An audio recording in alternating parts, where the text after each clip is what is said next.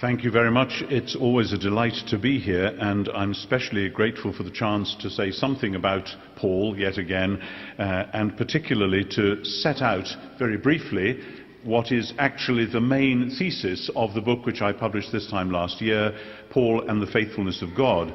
As not all reviewers have pointed out what the main thesis of the book actually is, I thought it might be a good idea just to let you know. So that's what you're getting today.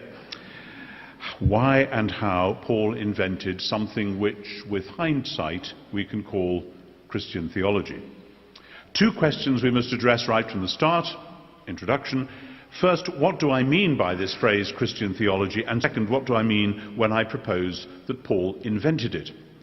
To the first, I am talking here primarily about an activity, a vocation, a task, an exercise, not, in other words, about the content of a dogmatic syllabus.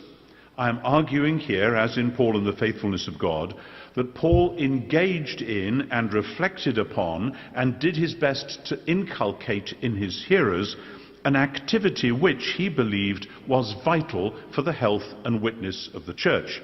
What he wanted was that followers of Jesus would, in principle, be learning to think in a new way. This is, of course, at the heart of what some today refer to with the word apocalyptic. Paul believed that in Jesus, Israel's Messiah, and supremely in his death and resurrection, Israel's God had unveiled his new creation. He believed that Jesus' followers were called to be part of that new creation, and that meant a new kind of thinking. The content of the thought, of course, mattered vitally, but learning to think in the new way mattered above all.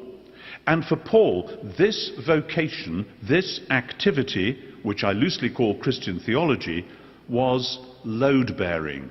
Without it, the church would not be, could not be, what it was called to be. What was this new way? For Paul, it was a matter of learning to live within Israel's scriptures and the overall story which they told. The story which Paul believed had reached its telos, its goal, in Jesus, and had thereby exploded into new life. It was a matter of learning to pray in the Jewish way, now reworked around Jesus and the Spirit.